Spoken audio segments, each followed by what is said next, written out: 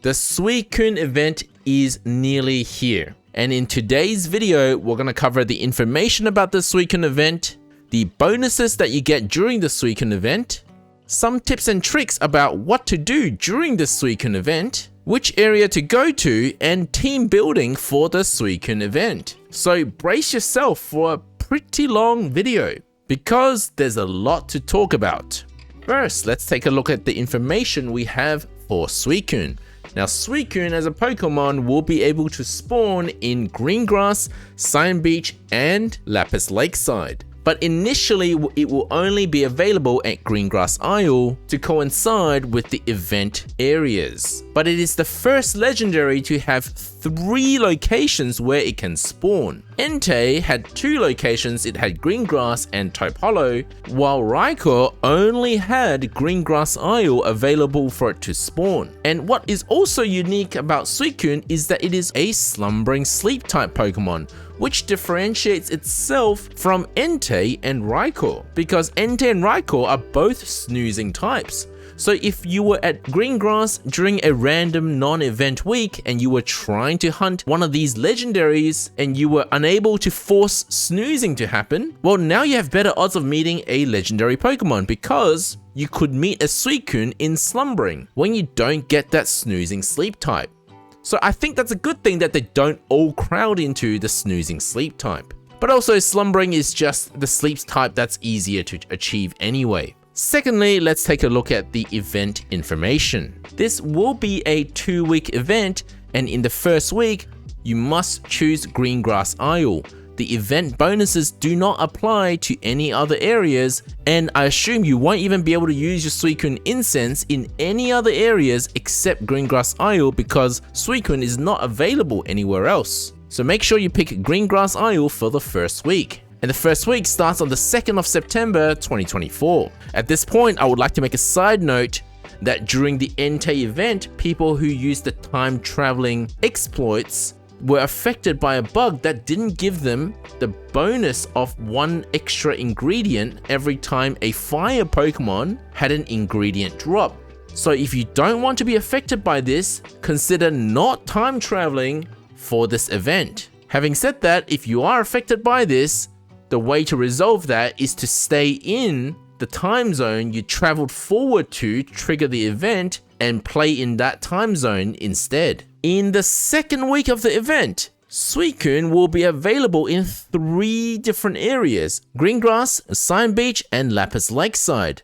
I'm going to recommend that we all pick Cyan Beach for week 2 of the event, and I'll explain why in a moment.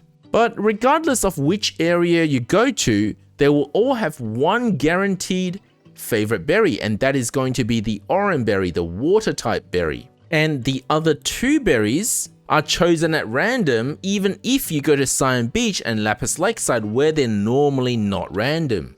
And there will be 2 lots of event missions during this event, which we'll cover in another video once we have the data mine on that. Thirdly, let's cover the event bonuses. Now, these buffs only apply to water type Pokemon in theme with the event.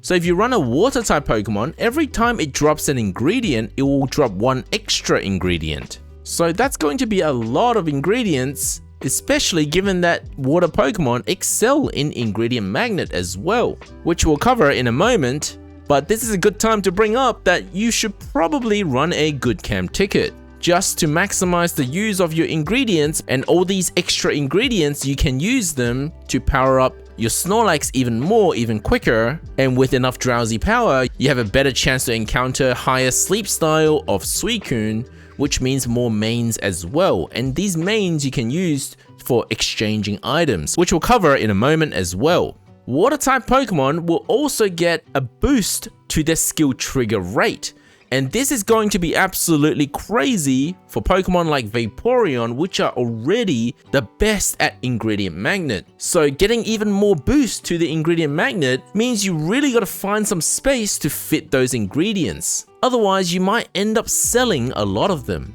Not only that though, if your Vaporeon or your Blastoise, whoever's doing your ingredient magnet, were not already at max skill level, level 7, then during this event, main skill level gets boosted by 1 in the first week and boosted even more in the second week by a total of 3 skill levels. Unfortunately, if you're already at the skill level maximum, you won't see any of the extra levels. So that means in week 2, your water type Pokemon only need a main skill level of about 4 in order to experience their main skill level as if they were level 7. Although some skills don't yet have level 7 unlocked. And in the second week, your Snorlax will start at a higher strength as well.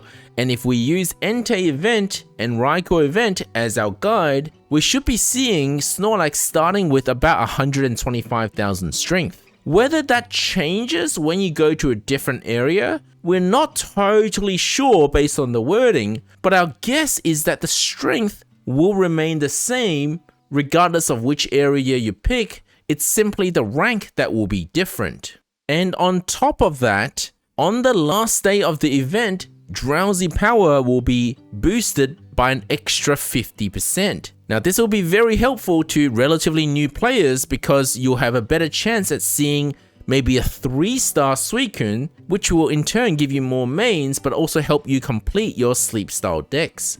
Not to mention the huge amount of dream shards and candies that you can get with increasing star level of the sleep styles. So it is wise to keep one of your Suicune incense to be used on this last day if you normally can't achieve very high drowsy power. And in case this last Suicune spawn of the event begins with 0 friendship points filled, you might want to hold on to a Master Biscuit to catch this last Suicune. And lastly is that Pokemon can spawn outside of the sleep types. I would still try to make everything slumbering just to have a higher chance of a wild Suicune. Although from our previous experience, on the sleep sessions that you do use a legendary incense, it seems to block any chance for wild legendary to spawn. So just keep that in mind. Maybe what you should be doing is that when you're not using a Suicune incense, you go for a slumbering sleep type, but when you are using Suicune incense, then you can go to dozing sleep type to maintain some balance on your sleep types, because it'll be very hard for you to continue to maintain slumbering if you slumber for too many sessions. So one more tip also is that in the week prior to the Suicune event, you should avoid slumbering. You should go for more dozing sleep type so that you have an easier time forcing slumbering to happen during the Suicune event. So the week prior, pick an area that you need Pokemon for in dozing sleep types. And also, water types will have a boosted spawn, kind of like the water event, the significance of which we'll cover when we talk about which area to pick in a moment. So in this part of the information, it does list all of the boosted spawns. All the water types will have a slightly greater appearance rate. But of course, if the Pokemon doesn't naturally spawn in an area, you won't be able to encounter it anyway. And the additional note here is that Suicune cannot spawn in Cyan Beach or Lapis Lakeside until the second week of the event and onwards. Next, what are Suicune mains and how do you get them? Just like the previous events, the legendary mains are used to exchange for items that you want in the exchange shop. The items that you can get are usually data mined before the event, so we'll be looking at this in another video. And just like the previous legendary events, there are 4 ways that you can get legendary mains. The main one is to do your sleep research. This is where I normally recommend that everyone does only 1 sleep session a day, because you cannot get Suicune mains in the second session of the day. So if you normally do a nap, let's say a 2-hour nap and then a 6-hour or an 8-hour long sleep, well, you're not going to see a lot of mains, because typically the nap will be your shortest session, which is also your first session, and your drowsy power is just going to be much lower than your long session. Now, if you're an absolute whale and you hit Master 20 on day 1, then doing a nap is much less harmful, because based on our previous experience, we tend to find that once you hit these extreme drowsy power levels, your spawns don't really change that much. So if you're one of these people with insane amount of drowsy power, you can be doing naps. Now I mentioned earlier that you should use your good cam ticket for the Suicune event because every single spawn will give you Suicune mains. But if the spawns are water types, you will get more Suicune mains, which further emphasizes the importance of getting Slumbering Sleep type because pretty much all of the water types spawn in Slumbering type. So you want to see as much water types as you can. And on top of that, the second way you can get Suicune mains is through the limited time missions, which I do not have the data mine for yet. But if Entei event is anything to go by, you should have a total of about 460 mains if you manage to complete all of the missions. You can also buy Suicune mains via the event bundles. Now we'll discuss this table in another video when we talk about the value of the bundles, but basically you're going to see about 1250 Suicune mains if you purchase every single bundle. So once again, this is for the whales. For the non-whales out there, I would highly suggest you consider a good cam ticket bundle because you might need that good cam ticket for the Suicune event. And the fourth way of getting Suicune mains is via community research. Now these numbers are based on the Entei event. If you have 50 closeness 5 friends, you on average should expect about 27 mains per day. Whereas if you have mostly closeness 0 to 4 friends, you would see about 5 to 10 mains in a day. However, the developers have said that they're going to readjust the numbers once again. Now the wording here is a bit cryptic. They say that each friend will produce less mains for you, but they plan to have more friends that will give you mains. So perhaps that means that each time you do receive mains, this amount will reduce.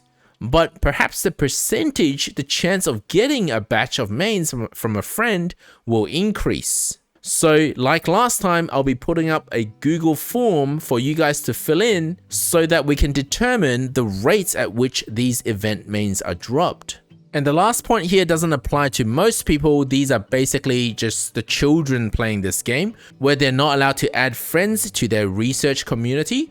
They simply get a flat 140 Suicune mains throughout the 2 weeks. And that number is the same as the Entei event. And once you've farmed enough of these mains, you should then start to exchange for the event items like Suicune Incense, Suicune Biscuits, Main Skill Seed, Water Stone. Water Stone is an interesting one because right now there's only one Pokemon that uses Water Stone, and that's Eevee. And we already get one for just being free to play. And there was also one for the Water Event Bundle as well. So if you include the event exchange, there's been 3 Water Stones that's been released without having to purchase them via the Sleep Points shop. But based on our current available Pokemon, I don't think that many people will need a Water Stone. And if you're a new player, I would suggest that you focus on these 3 items instead. There will be other items in the exchange shop. Once again, we'll talk about that once we get the data mine. But one thing of note is don't show up to a Suicune encounter, so don't use your Suicune Incense until you've actually got a few Suicune Biscuits. Because there's no point of showing up to a Suicune encounter and you don't have the Suicune Biscuits to feed it. You can use other biscuits, but Suicune Biscuit is just going to be worth more. Each Suicune Biscuit is worth 6 friendship points, and especially if your Suicune shows up hungry, then it will be worth 18 friendship points. And one more point, you should also calculate ahead of time how much Suicune mains you're spending, because typically the exchange shop in week 2 of the event has cheaper items to exchange. But equally, you don't want to leave it too long because you can only use 1 Suicune Incense per session. and you need enough sessions so that you can feed all those Suicune biscuits to Suicune, because after the event, the Suicune biscuits will become great biscuits, which if you ask me is worth a lot less. But to some people out there, that's a good thing, because free-to-play players can't usually get their hands on great biscuits that easily. It's just going to be worth a lot less. You're only going to get 3 friendship points with great biscuits. But then again, if Suicune doesn't matter to you, if you don't care about Helper Boost water type, then just exchanging these Suicune biscuits into great biscuits is a strategy too. So that was all of the event information. If you have any questions about that, let me know in the comment section below. Next, we're gonna cover which area to pick for the Suicune event. Well, there are actually multiple considerations, but I think weighing up all factors, Cyan Beach is going to be the best for week 2. So remember, you must choose green grass for week 1, but for week 2, you'll have more water type Pokemon spawning at Cyan Beach than Lapis Lakeside or Green Grass Isle. And ultimately that means more legendary mains for your event shop. Now I did consider that Lapis Lakeside has some sleep styles that are worth more event mains. And so does Green Grass Isle. Let me explain what I'm talking about. You can go to Sleep Dex lookup in the Rainanix calculator and select an area, so for example at Lapis Lakeside, and see what the event main drops are from each of the sleep styles. So for example, if you happen to encounter a 4-star Dragonite, you get 12 event mains. Now this is based off the event mains for Entei event. We don't have the data for the Suicune event, so this is just an analogy, it's not the exact numbers. If there were fire types, they would be worth more. But if you have a look at Cyan Beach, just ignore Crocodile for now, the best sleep style you can get only gives you 11 mains. The reason why Crocodile gets 12 is because it matches the theme of the event. Even though Crocodile wasn't released at the time, because it's a fire type, it got boosted main count. So if I set it to Raikou mains, you'll see that it goes down and Pikachu overtakes as the top main dropping Pokemon in this area. Now, if we were to use Entei event as the analogy, you can see that Charizard gets 14 mains, which is a few more than the best Dragonite.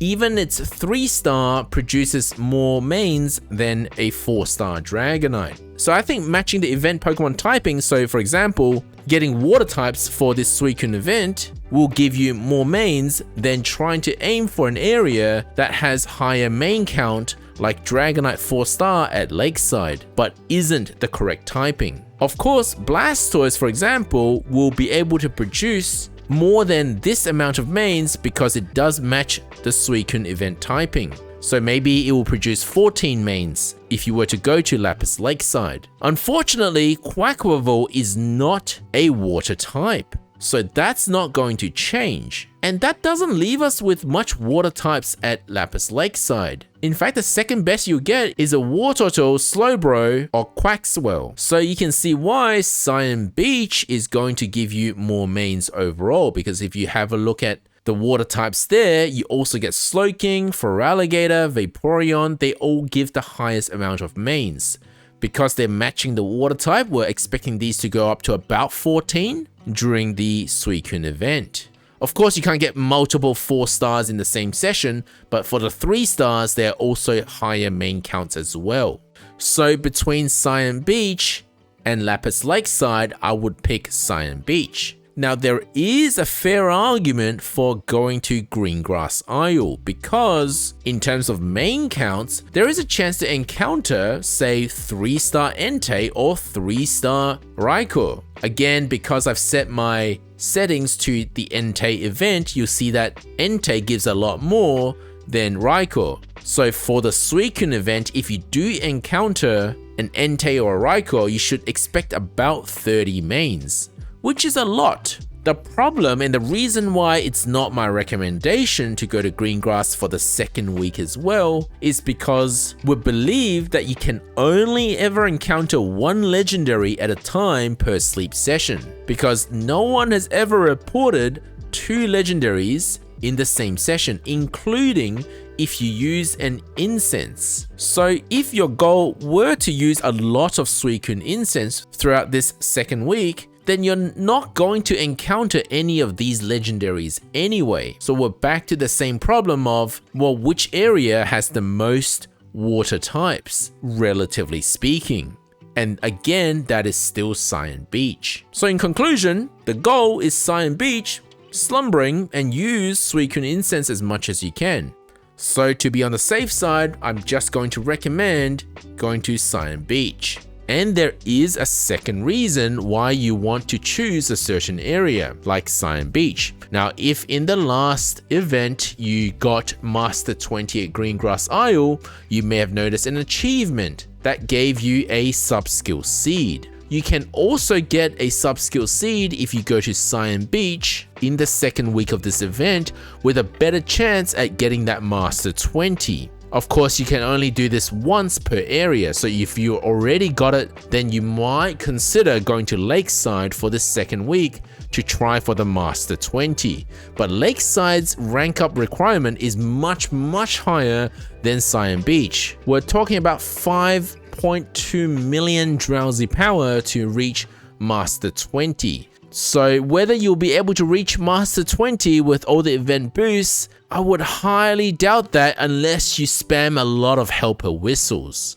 In contrast, Master 20 at Greengrass is 3.2 million and at Cyan Beach is 3.7 million, so they are much more achievable numbers, especially with the recent unlock of level 60. A lot of Pokemon on your team should be much stronger than before. So if you've already got your sub-skill seed from reaching Master 20 at Greengrass, then maybe it's time to pursue Cyan Beach instead for the same achievement, because you get the extra Snorlax strength at the start of the second week. Unfortunately, the 1.5 times drowsy power at the end of the second week, that doesn't work on ranking up Snorlax. That just improves your drowsy power score for the sleep session. On the contrary, if you haven't even got it for Greengrass Isle, it may be a consideration for you to go to Greengrass Isle to get that Master 20 achievement. Next is some event tips I have for you guys. Now, many of these are just repeats of what I've said before, where we talked about how to maximize your new Snorlax, your next week's Snorlax strength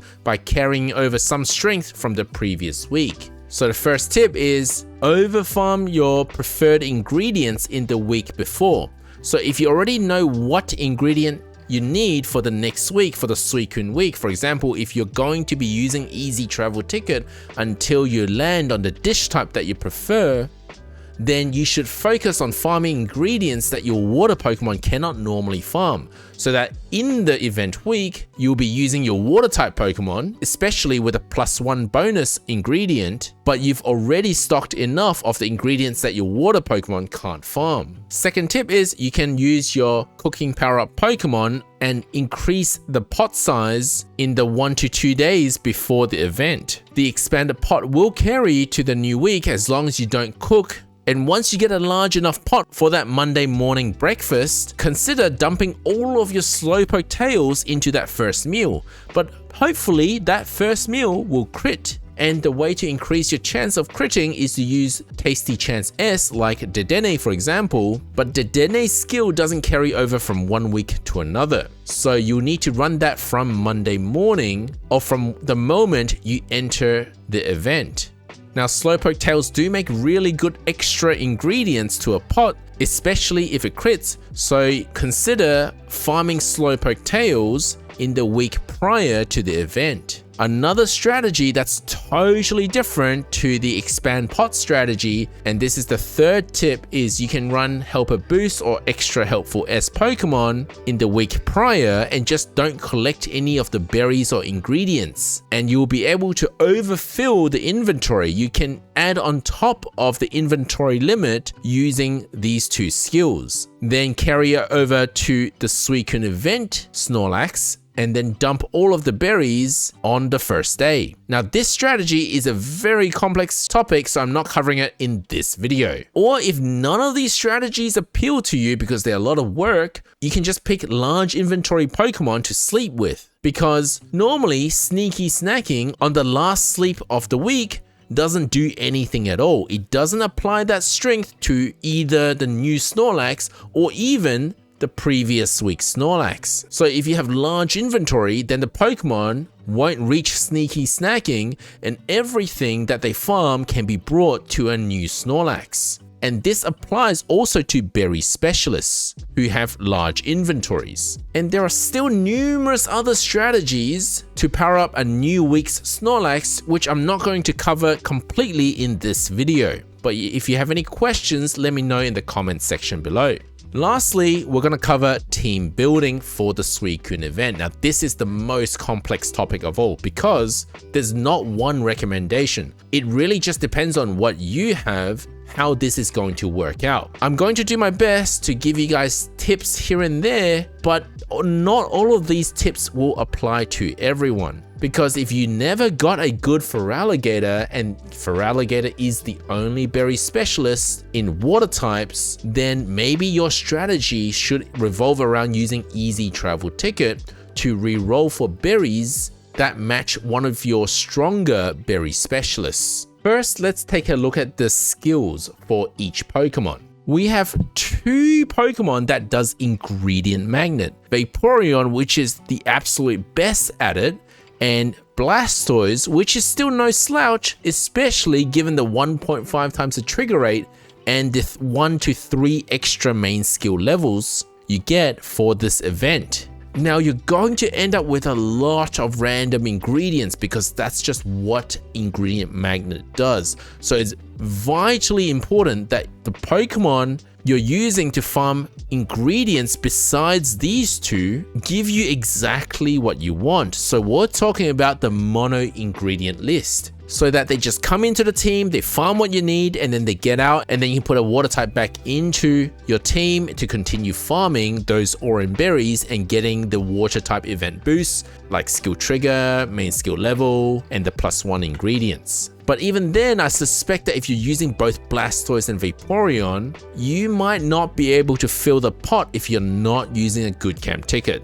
I highly recommend a good camp ticket if possible for both weeks, so that you can utilize as much of those random ingredients you get from these two Pokemon as possible. We have a self-healer on the team that's Quagsire, and a random team healer that's Slowbro or Slowking, whichever you decided to evolve. So fingers crossed that Slowbro doesn't go and heal Quagsire, but Slowbro will be your main water type healer during this event week, especially if you haven't got a great energy for everyone healer. Now, I haven't done the numbers on this. I haven't done the numbers to compare Slowbro to, let's say, Gardevoir, but one more advantage that Slowbro has is it farms tails. And don't forget, any ingredient drop from a water Pokemon, it gets +1. So if you have level 60 unlocked, which not many people would have, but let's say you got level 60 unlocked, at level 30, Slowbro will farm 2 tails, and at level 60, it'll farm 3 tails. At level 30, that's 100% more tails. And at level 60, that's 50% more tails. And if you ask me, it feels like a really strong addition to your dishes. So even if Gardevoir is overall a safer and better healer, I would still consider using Slowbro for its Slowpoke tails. Thankfully, there's a 50% chance that Slowbro's skill will heal somebody that has the lowest energy on the team. And this is known thanks to the published data from the Math Cord. However, since the double trigger update, we haven't seen new data rolling in on this, so we don't know how exactly it works when you've got double triggers happening. The other 3 Pokemon that do charge strength S, and M, well, they're very much self-explanatory, but I will say that if you're running Golduck, you make sure you log in as much as you can. Now, Golduck has the highest trigger amount per day for this skill. If you're seeing a lot of double triggers, don't be too happy about that, because it means you've probably missed a 3rd or a 4th trigger since you're not collecting enough to see the true value of the Golduck's skill, especially with the 1.5 times main skill chance. Now, while the ingredient bag limit did get raised to 700, I have a feeling that it will still get maxed out very quickly with a full water team. You should consider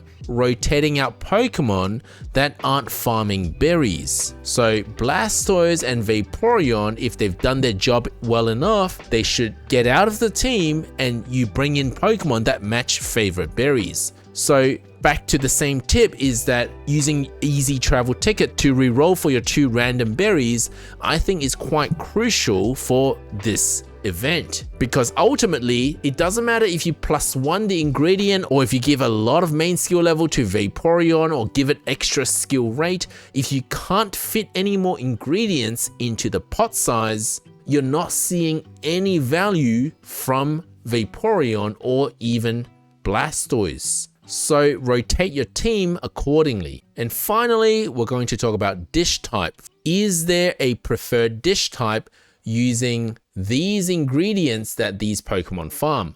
Of course, once again, it really depends on your Pokemon's ingredient list. Everyone's gonna have different ingredient lists. So this last part of the video, I'm going to generalize. So I'll be looking at every ingredient that these Pokemon can farm. So we're talking about milk, cacao, sausage, slowpoke tails, oil, mushroom, potato, beans, and leek. So let's start with Feraligatr, and I'm hoping most people have a good one for this event. Feraligatr can drop sausages and oils, and of course with the event you'll get +1 on whatever it drops. We can go to the Rainix calculator and click cooking, recipes / dishes to see what types of dishes Feraligatr would prefer to cook. Let's take a look at sausages. The best dishes that Feraligatr can cook are in curries. So we're talking about Keema Corn Curry, Ninja Curry, they both use sausages. I'm largely going to ignore anything that has below 25% recipe bonus. I may make brief mentions of them, but basically anything in salads or desserts are not for a sausage Feraligatr. But what about oil? If you have level 30 that has oil, then unfortunately curry doesn't cut it. Then we're talking about green grass salad or explosion popcorn, so either salad or desserts. Even Huge Power Soy Donut recently got a buff, so it's now at 35% recipe bonus. But between salad and desserts, it's much better to be cooking salad because the pot size, the recipe size needed is much bigger. So you're going to see that the actual strength outcome will be bigger than the dessert options. So in other words, if you've got a Feraligatr, depending on what it actually farms, it should either do curries or salads with a little bit of use in desserts. For Vaporeon and Blastoise, they actually have the exact same ingredient list, and that is milk and cacao. Let's start with milk. Milk does produce a reasonably powerful curry dish.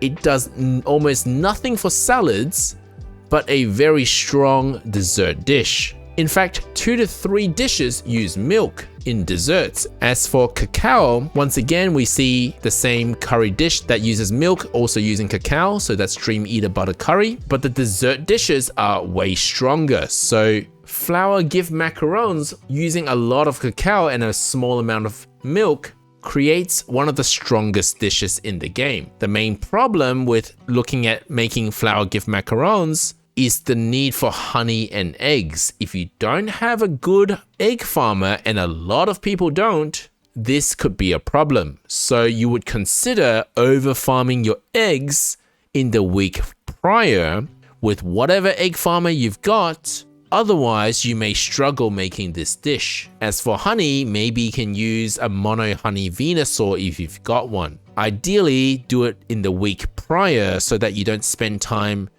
spend less time with a non-water type during the event. Golduck does cacao, but it also does apple. As for apple, the main strong dishes are in either desserts or salads. Slowbro or Slowking does tails. Now, there's only 2 dishes that can actually use tails, and they both only have 25% recipe bonus. I would suggest that any tails you farmed to be used as extra ingredients to power up your event week. so that's irrelevant in matching recipe type. For Quagsire, the new water type Pokemon, we've got Mushroom. Now, Mushroom is almost never needed in large amounts. The dishes that do need it in large amounts, well, the recipe bonus is quite low.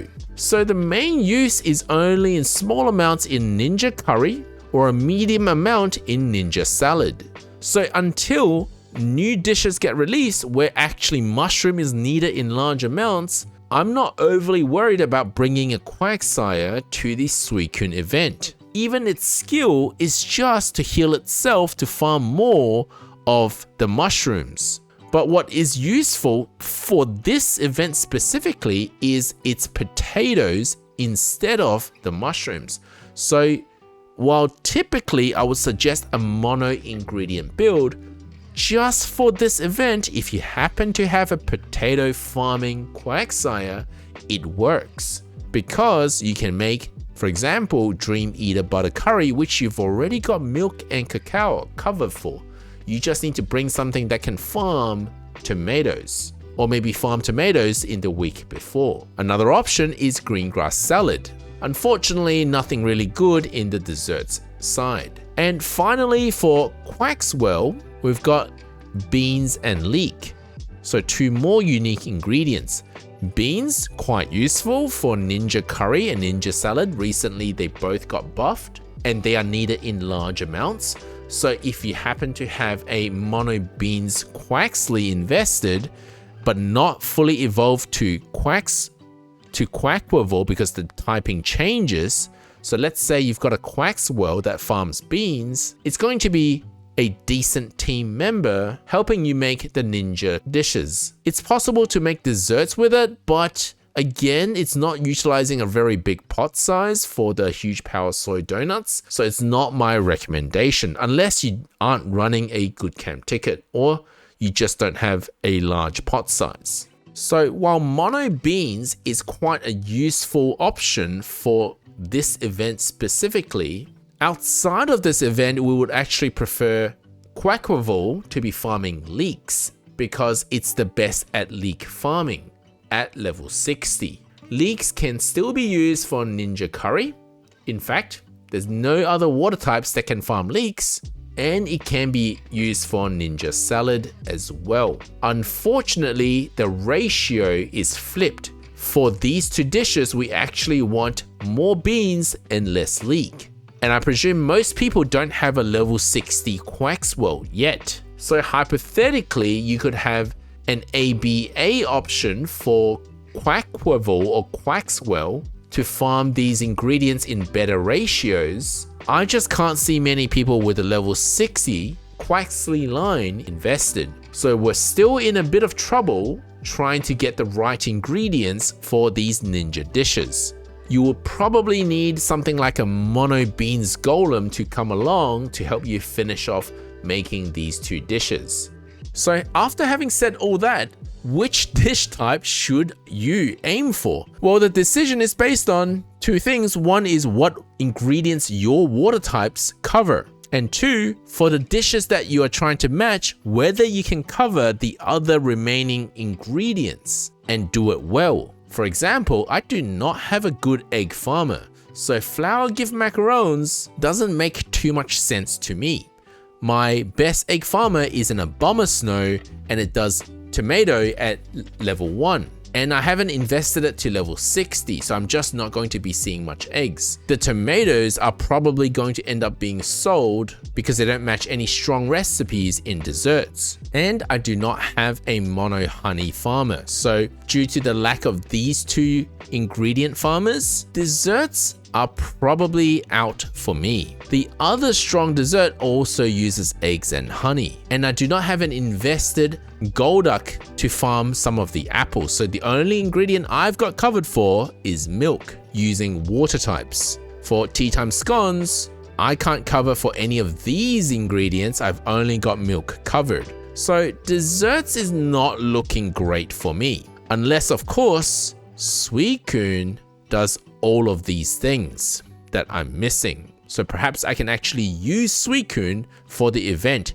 That is the remaining water type we don't know the ingredient list of yet. For curries, we do get some coverage for sausages from Feraligatr, although my one actually focuses more on oils. We can look at getting a Quaxwell for leek and beans. I don't personally have a good one. And mushroom can also be farmed by Quagsire. Again, I personally don't have one. So it's looking like Dream Eater Butter Curry to be one of my main curry dishes because I've got cacao and milk covered by Blastoise. If I were to temporarily invest in an ABA option or an ABB option for a Quagsire, then I would have potatoes covered. And at the same time have mushroom covered from the Ninja Curry. But then that's an investment specifically for this event. We don't have any tomato farmers for water types, so that will probably need to be farmed ahead of time. But I'm personally more confident in farming for these three dishes because I personally have a mono herb Dragonite, a mono corn Beware, a mono beans Golem. I've got two Charizards that do sausages. In comparison, I do not have a good egg farmer. So at the very least, the ingredient specialist that I use for curry will spend less time on the team so that I can rotate back into berry specialists that match the favorite berry. As for salads, similarly, we could have a Quaxwell, but I don't personally have one that covers for leek and beans. If you have a mono mushroom Quagsire by this point of the game, that will help you quite a lot for the Ninja Salad. As for ginger, well, no water types will cover that, so you'll need to bring like a Tyranitar with mono ginger. Oils will have some coverage by Feraligatr at level 30. I personally have that. Once again, potato, if you have an ABX option for Quagsire. Tomatoes will need to be farmed ahead of time. I personally have a mono corn farmer, so I'm not too worried about green grass salad. I should be able to cook that without too much trouble. So I'm personally most comfortable with curries because I've got some great ingredient farmers that don't need to spend much time on the team. But I can't deny the fact that there's a lot of cacao and milk that's farmed by water types. So as long as you can deal with the egg and honey problem, desserts might be for you. For salads, the weird thing is that you need some of these new Pokemon. So Quaxly and Quagsire, they're relatively new. And I don't personally want to rush into investing in a Pokemon that I can't use outside of the event, so I'm trying to avoid cooking these ninja dishes. And I'm personally not as confident in farming tomatoes and potato than I am at corn and herbs, so personally I'll be aiming for curry dishes for the Suicune event. Let me know what you guys think of this analysis and what berries or dish types you would prefer to see for the Suicune event. Thank you for watching, guys. Don't forget to leave a like and subscribe.